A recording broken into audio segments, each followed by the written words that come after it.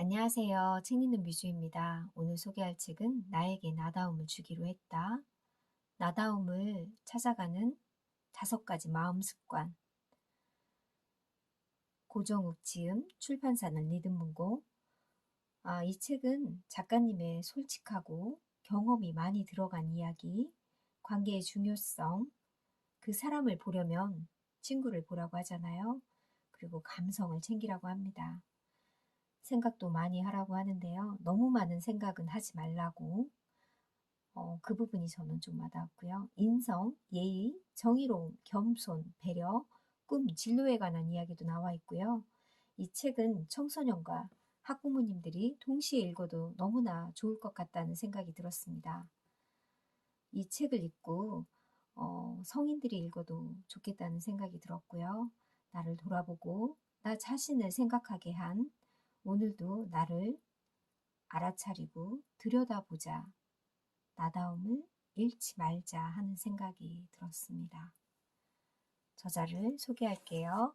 고정욱, 성균관대학교 국문과 대학원을 졸업한 문학박사, 문화일보, 신춘문예에 단편소설이 당선되어 등단한 이후 저서 가운데 30권이나 인세 나눔을 실천해 이달의 나눔인상을 수상했으며 문화예술 분야 지능에 이바지한 공을 인정받아 2012년 제7회 대한민국 장애인 문화예술상 대상을 수상했다.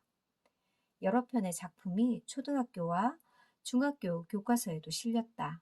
나에게 자존감이란 무기가 생겼습니다. 가방을 들어주는 아이, 아주 특별한 우리 형, 안내견 탄실이, 까칠한 재석이, 시리즈는 작가의 대표 작품이라고 합니다. 현재 활동하는 작가들 중에 가장 많은 책을 펴냈고 약 300권, 가장 많은 독자의 사랑을 받았으며 400만 부, 가장 많은 강연을 다니고 연 300회 이상이 있다고 합니다. 어린이와 청소년들의 자기계발과 리더십 향상에도 관심이 많은 작가님은 독자들의 메일에도 답장을 꼭 하는 거로 유명하다고 합니다. 정말 너무 대단하시죠? 이분의 세바시 강연도 찾아보면 너무나 감동이고 코믹하고 유쾌하면서도 정말 감동이 있는 그런 분이었습니다. 이 책에 이렇게 메일 주소도 나오고요. 유튜브로 고정우 TV도 있다고 합니다.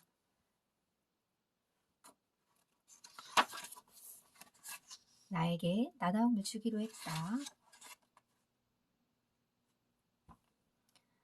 세상을 살면서 꼭 필요한 것들에 대해 글로 이야기해주자. 절대 놓치면 안 될 덕목들을 알려주자. 나다움을 아름답게 키워나갈 수 있도록 나답게 살아온 삶을 들려주자. 이 책은 그런 각오로 썼다. 한 꼭지 한 꼭지 나의 피, 땀, 눈물이 배어있다. 몸에 맞지 않는 옷 같은 남의 삶을 강요받는 이 땅에 어린이와 청소년들이 있고 조금이라도 힘을 냈으면 좋겠다. 2020년 여름 북한사 기술에서 고정욱. 차례 1장 관계라는 선물, 친구는 나의 또 다른 얼굴. 2장 감성이 살아있는 삶, 함께 느껴야 진짜다. 3장 인성이 밥 먹여준다. 참 괜찮은 사람이 되려면. 4장 생각은 힘이 세다. 고민과 생각이 만날 때. 5장 꿈 꾸는 대로 이루어진다. 나답게 살면 진짜 꿈을 만난다. 이 차례만 봐도 청소년들에게, 어린이와 청소년에게 얘기하는 거지만 어른들에게도 전해주는 메시지라는 생각이 저는 개인적으로 들었습니다. 서슴없이 등을 내밀어준 친구. 어린 시절에 사귄 친구야말로 이 세상에서 얻을 수 있는 첫 번째 보물이라고 합니다. 내 인생의 나침반 같은 친구. 신입생 환영회나 MT 때면 나는 인기가 하늘을 찔렀다고 합니다. 외로울 때면 철환이에게 배우고 익힌 기타 실력을 벗삼아 노래를 부른다. 나는 4년 내내 성대 신문에 만화를 그리는 만화 기자가 되었다. 나는 만화 기자로 활동하느라 매주 한 편씩 만화를 그리면서 자연스레 사물을 관찰하는 능력을 훈련하였다. 그때의 경험을 바탕으로 지금 작가가 된 것인지도 모른다. 다양한 취미와 경험을 쌓기 위해서는 그 길을 함께 가거나 이끌어줄 친구가 있어야 한다. 그중 몇 명은 나의 운명을 바꿔놓을 수도 있다. 김철아는 기타를 가르쳐 줄 뿐만 아니라 중고등학교 때 매일 내 가방을 들어다 준 친구이기도 하다. 친구들이 없었다면 내 삶은 나침반 없이 항해하는 난파선 같았을 것이다.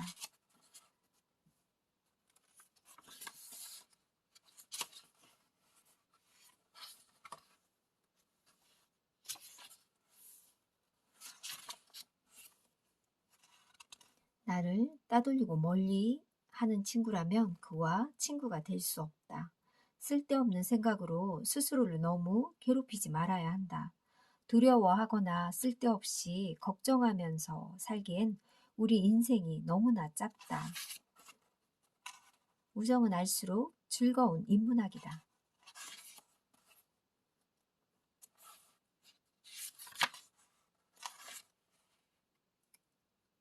이분의 친구 이야기인데요. 난 친구들한테 진료비 안 받아. 그런 상황이 생길 때마다 나는 고맙고 또 미안했다. 그들은 이렇게 친구로서 선의를 베푸는데 나는 갚을 방법이 없어서다. 내가 쓴 책 중 몇 권을 골라서 선물로 보내주었다. 이분의 친구분 원장에게 이렇게 베푸는 방법을 이렇게 하셨나 봐요. 어린이 환자들도 오니까 대기실에 동화책이 있으면 좋을 것 같았기 때문이다. 친구를 사귀려면 먼저 자기 헌신, 즉 자기 것을 내어줄 줄 알아야 한다. 우리 주변에 보면 주는 거 받기만 잘하면서 잘 베풀지 않는 사람이 있잖아요. 그런 사람은 결국 멀어지는 것 같습니다.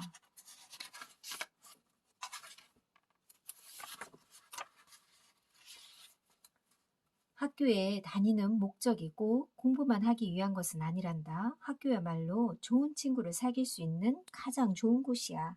친구 없는 청소년기를 보내도 좋다면 그렇게 해도 좋지만 꼭 공부 때문에 학교를 다니는 건 아니라고 합니다.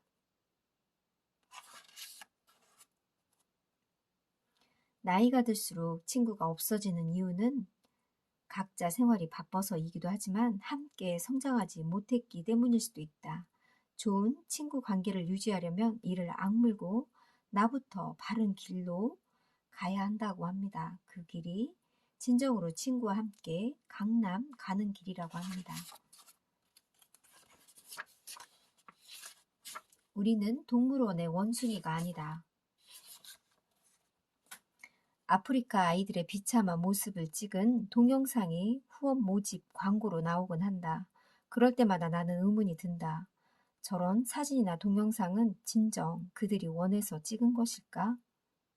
순전히 찍는 자의 입장만 일방적으로 부각해서 촬영했을 터이다. 이는 어쩌면 카메라를 든 자의 폭력일 수도 있다. 저도 이 말에 정말 공감했습니다.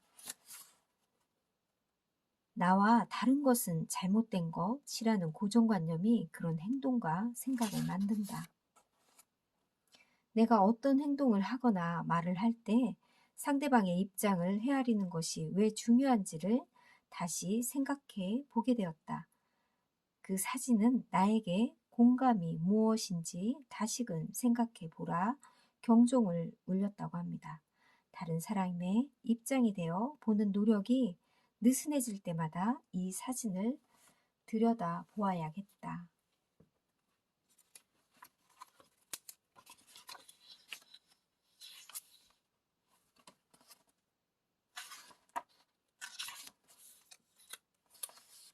무심코 해주는 격려의 말.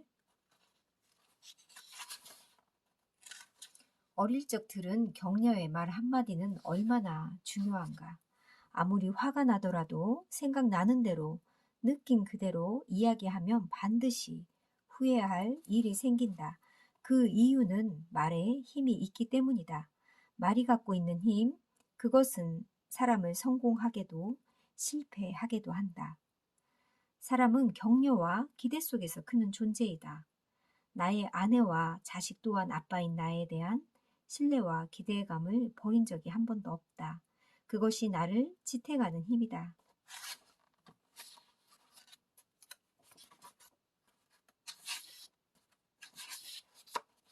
인간이 살면서 배워야 할 것들은 무수히 많다. 학교에서 배우는 지식은 오히려 일부에 속한다. 공감 능력을 배우는 건 중요하다. 공경에 처한 사람을 보았을 때 내가 그 상황에 처했다고 생각하면서 목소리를 높여줄 수 있는 거, 이런 공감 능력은 학교와 학원 수업이나 인터넷 강의 등에서는 배울 수 없다. 생활 속에서 주변 사람들에게 가랑비 옷 젖듯 조금씩 본받아야 하는 지혜다. 공부도 벅찬데 정말 왜 이렇게 배울 게 많으냐고 하소연할지 모르지만 남을 나처럼 생각하다 보면 자동으로 익힐 수 있는 감정이다. 공감 능력이 그런 경험이 많아질수록 우리 사회는 훈훈한 세상이 될 것이다. 아, 정말 그렇겠죠.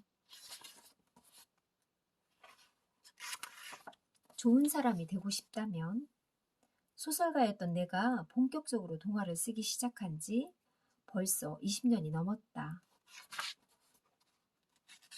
나는 박사 논문이 통과되어 학문의 길에서 하나의 매듭을 짓게 되었다. 좋은 일은 함께 온다고 했던가. 그의 연말 문화일보 신춘문예 단편소설 선엄까지 당선되는 바람에 작가가 되고 책도 출간하고 박사학위도 받는 겹경사를 한꺼번에 맛볼 수 있었다고 합니다. 마침내 1년 만에 나는 3천여 권의 가까운 동화책을 읽어냈다. 그리고 우리나라 창작 동화의 현 주소를 파악하게 되었다. 그때 나는 수많은 작가들이 써내고 있는 그저 그런 평범한 이야기들, 동화라면 누구나 쉽게 떠올리고 아름답고 슬프고 재미난 이야기들은 쓰지 않겠다고 결심했다. 그 생각은 지금도 나의 작품 창작의 지침이 되고 있다. 나는 장애 아들의 삶을 동화로 통해서 알리기로 마음먹었다. 가장 먼저 써낸 것이 뇌성마비 장애아가 주인공인 아주 특별한 우리 형이었다. 특별하고 뛰어나고 훌륭한 능력을 가진 사람의 이야기여야 독자들은 좋아한다. 나와 다를 바 없는 평범한 사람들의 이야기라면 누가 읽겠는가. 어릴 땐 나보다 훨씬 나은 삶의 자세와 모습을 보여주는 역할 모델이 필요했다. 그때 한 가지 더 깨달은 점은 편집자의 역할을 전적으로 존중해야 한다는 것이었다.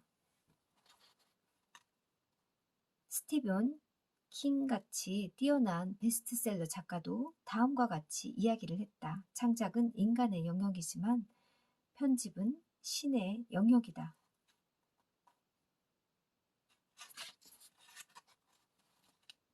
결국 좋은 작가는 좋은 인성을 가진 사람이어야 한다. 글쓰기 기법이나 기교는 누구나 배울 수 있다. 훈련 받을 수도 있다. 하지만 인성은 그렇지 않다. 짧은 시간 내에 완성할 수 없다. 가끔 작가들이 사회에 물의를 일으키고 그때마다 안타까움을 금할 수 없게 만든다. 자신이 가진 영향력을 생각해서라도 바르게 살도록 노력해야 하는데 말이다. 우리 삶의 1차 목적은 좋은 사람이 되는 것이야 하니까 말이다. 고마울 땐 땡큐, 미안할 땐 쏘리. 이런 말만 정말 잘해도 좋겠죠. 사람들은 고마운 일에 고맙다고 말할 줄 모른다. 그 사람의 얄팍한 인성이 그대로 드러나는 것이다. 정말 미안하다고 해야 될 때 그런 말을 하지 않는 사람들 종종 있기도 하죠. 저는 2분 내 일화 중에서 도서관 주차장에서 주차를 하고 강연을 하는 중에 어떤 젊은 부부가 연락이 왔대요. 음, 아, 작가님의 차를 범퍼를 살짝 긁어서 칠이 벗겨졌다는 그런 내용이었나 봐요.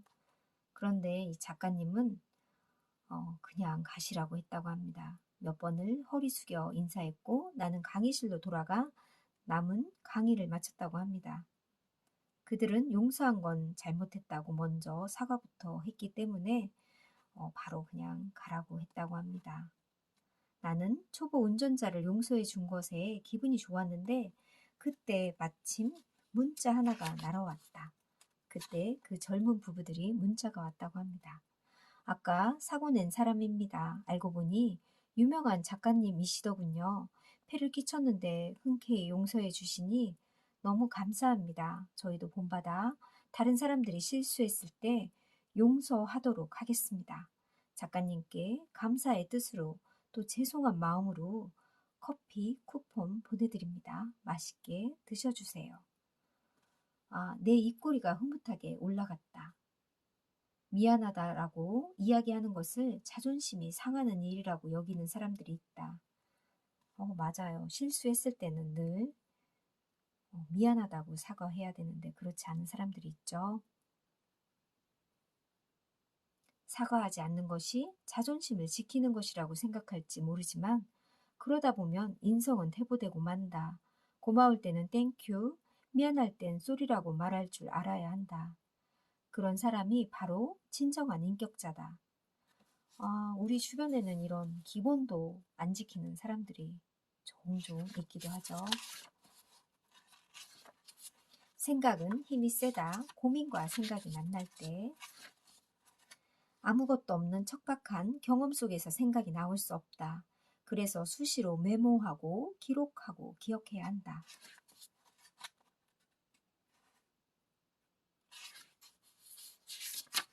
굳은 살이 박히도록 생각하라고 합니다. 생각은 어떤 식으로든 난관을 헤쳐나갈 수 있게 해준다. 그날이 올 때까지 후회 없는 삶을 살겠다고 다짐한다. 아니, 생각하는 힘이 있기에 나는 지치지 않고 포기하지 않는다. 생각을 글로 적은 책을 누군가 읽을 것이고 그 독자는 어느 장애인 한 명이 열심히 하루하루 생각에 생각을 거듭하며 살다 갔음을 기억해 줄 것이다.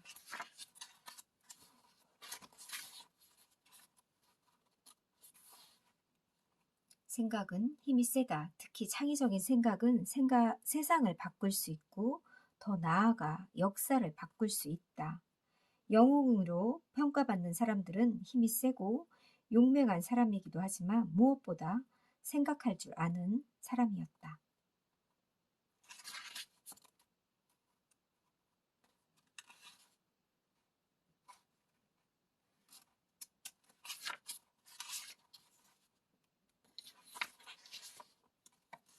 생각하는 자만이 강하다. 생각하는 자에게만 미래가 있다.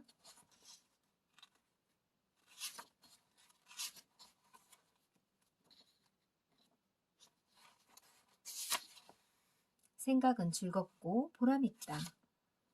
책을 내는 방법에 대해서도 여기에 나오기도 하고요. 생각이 꼬리를 물고 끊임없이 새로운 생각을 만들어내며 기존 생각을 지우면서 목적을 향해 나아간다. 결국 우리 삶에서 무언가를 하거나 만들어거나 행동하는 것은 모두 생각이 있어야 가능한 일이다. 어려서부터 생각하고 사고력을 기르는 것이 왜 중요한지 알 수 있다. 이런 과정을 귀찮아하는 사람들은 생각 없는 사람, 단순한 사람, 무식한 사람이라고 이야기한다. 물론 책이 나와도 생각해야 할 것은 너무나 많다. 어떻게 판매할지, 어떻게 학생들에게 알릴지 등등. 그렇지만 생각은 즐겁고 보람있다. 머리에 열이 나도록 생각을 했기 때문에 마침내 책이 나오고 그 책을 통해 학생들이 책을 읽고 감동받고 또 다른 생각을 할 수 있게 해준다. 작가들의 글 하나하나 끝없이 생각하는 결과물이니 무시하지 않길 바란다. 도서관에 그득 쌓인 책은 종이 뭉치가 아니고 생각의 뭉치다. 삶은 결국 생각인 것이다. 아, 정말 이 말 멋지지 않나요? 종이 뭉치가 아니고 생각의 뭉치다.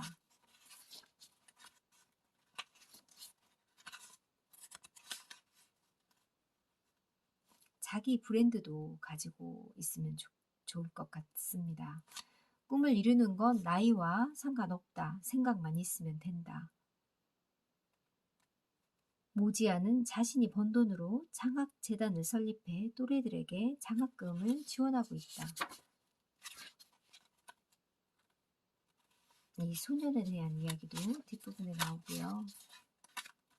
꿈을 이루려면 수없이 많은 노력을 해야 한다. 바흐는 천곡을 넘게 작곡했는데 사람들은 그가 숨겨놓은 것과 발표하지 않는 곡까지 포함하면 약 3,000권 이상 썼을 것이라고 하고요.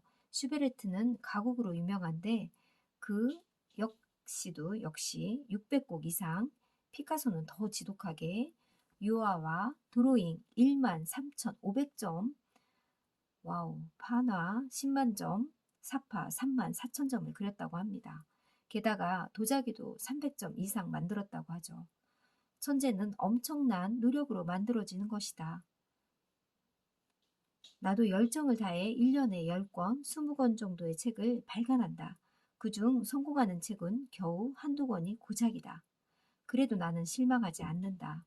꿈을 이루려면 지금보다 더 노력해야 한다. 끊임없이 허공에 돌멩이를 던지다 보면 언젠가 날아가는 새가 떨어질 날도 있지 않겠는가 하고 작가님은 얘기하시네요.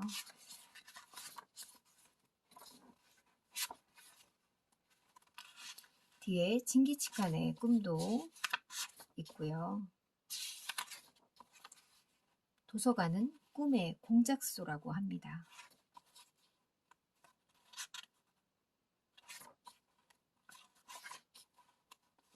있어야 할 것과 있는 것의 사이의 괴리, 갈등의 발생 원인은 있어야 할 것과 있는 것 사이의 괴리라고 말한다. 다시 말하면 내가 생각하는 이상과 현실이 다르기 때문에 행복하지 않다는 것이다. 행복은 있어야 할 것과 있는 것 사이의 괴리가 없어져야 얻어진다고 합니다. 이상과 현실이 일치하면 행복해질 수 있다. 메디슨 카운티의 다리를 보면 엄마가 아이들에게 이런 유언을 남겼다고 합니다. 내 아들, 딸들아, 너희들은 어떻게 해서든 행복해라. 인간은 행복해야 할 의무가 있단다. 우리에겐 행복해야 할 의무가 있다. 그렇다면 당장이라도 원하는 것을 얻기 위해 노력하고 분발하든지 눈높이를 낮춰 현실을 만족스러운 눈으로 바라보든지 해야 한다. 꿈과 용기는 형제지간이다. 꿈과 목표를 이루기 위해 노력하다 보면 좋은 결실을 볼 수 있다. 용기가 없다면 꿈은 결코 이루어질 수 없다. 앞으로 또 어떤 새로운 위기 상황이 오더라도 나는 나의 꿈, 나의 목표를 향해 끊임없이 달려갈 것이다. 용기라는 무기를 장착해서. 너무도 이 책은 좋은 책이고요. 꿈에 대한 이야기가 많아서 청소년이 진로를 정할 때 이 책을 한 번쯤 읽어보고 자기가 좋아하는 게 무엇인지, 나다운 일이 무엇인지 그런 것도 정말 생각해보는 그런 시간이 되었으면 좋겠습니다. 감정, 관계, 일상에 대한 고민이 많은 10대를 위한 좀 있어 보이는 나다움 수업. 이 나다운 수업을 여러분들 꼭 받아보시길 바랍니다. 감사합니다.